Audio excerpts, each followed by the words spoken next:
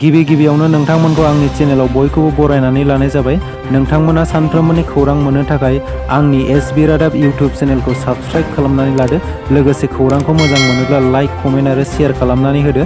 आंनि बे खौरांफोरखौ मोजां मोनगोन आरो खौरांफोरखौ जोबजासिम खोनासंलांगोन होननानै आसा खालामनाय थाबाय। दानिया नोंथांमोना खौरांखौ खोनासंलांदो। दिनै फुंबिलिनि गिबि खौराङाव दं रायजोनि सोलोंथाइ बिफाननि मोनसे थांखि फोसावनाय।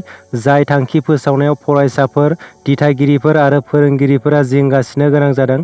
बे थांखि एबा बिथोन फोसावनायानो जादों थांनाय 31 मे 2023 मायथाइयाव सर्व शिक्षा मिशनआ रायजोनि गं 6 सोलोंथाइ मिरुफोरखौ बन्द' खालामनो फोसावदों। अदालगुरिनि अराङाव हिन्जावसाफोरनि थाखाय 2023 मायथाइयाव गायसननाय गंसेल' सोलोंथाइ मिरुखौ बन्द' खालामनो बिथोन होदों। सोलोंथाइ बिफाननि बेबादि थांखि लानाया अरांनि सोलोंथाइ मिरुआव गोहोम खोख्लैदों। सोलोंथाइ बिफाननि बेबादि थांखि लानायाव अरांनि सोलोंथाइ मिरुआव फरायनाय दुखुथिया फरायसाफोरजों लोगोसे दिथागिरिफोराबो जिंगासिनो गोनां जादों। सरखारनि बेबादि थांखि लानायखौ बन्द' खालामनो दाबि दैखांदों।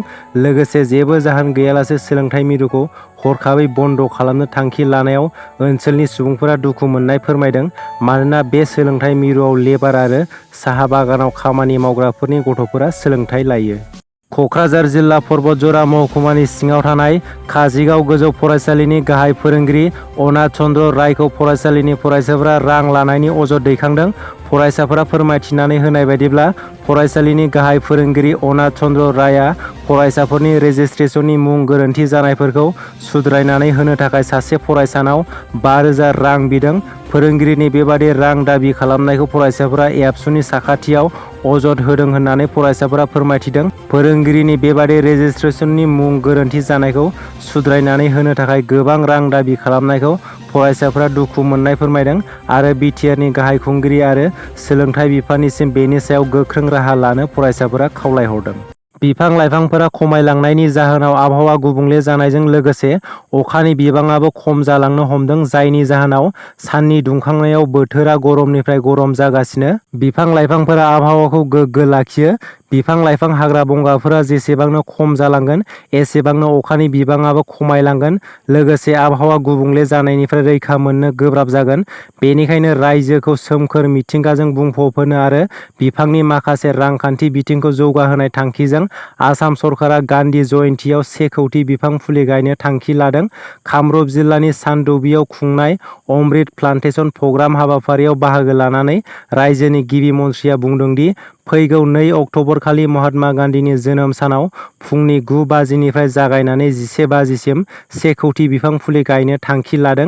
बेजों लोगोसेनो रायजो सरकारा फांसे बिफां फुलि गायनायनि थाखाय 100 आरो बे बिफां फुलिया 3 बोसोरसिम थायोब्ला 200 रां बान्था महरै होगोन होननानै गिबि मन्थ्रिया बुंथिबावो। बे बोसोराव बे थांखिखौ जाफुंसार जानो हायोब्ला फैगौ बोसोरनि 2 अक्ट'बरावबो 1 कौटि बिफां फुलि गायबावगोन। बेनि गेजेरजों 2028 सिमाव 38% हाग्रा ओनसोलाबो बांसिनहैगोन होननानै गिबि मन्थ्रि डक्टर हिमन्त बिश्व शर्माया फोरमायो। धेमाजि जिल्लानि सिङाव थानाय दिफा गामिनि अरुणा नार्जारीआ मुम्बाइआव खुंजानाय mister miss Mrs and kids Beleza इन्टारनेशनेलआव देरहासार जानो हादों।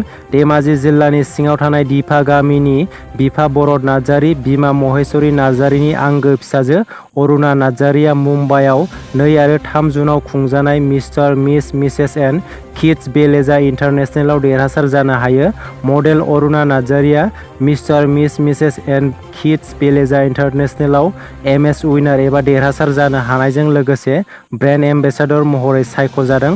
मख'नो गोनांदि बे बादायलायनायाव भारत, जिम्बाब्वे, केमेरुन, आफ्रिका, श्रीलंका आरो आफगानिस्तान हादरनिफ्राय गोबां बादायारिफोरा बाहागो लादोंमोन। बिथां अरुणा नार्जारीनि देरहासारनाया हादरजों लोगोसे बर' हारिनि आरो ओनसोलनि गोग्गानाय लाबोनो हादों।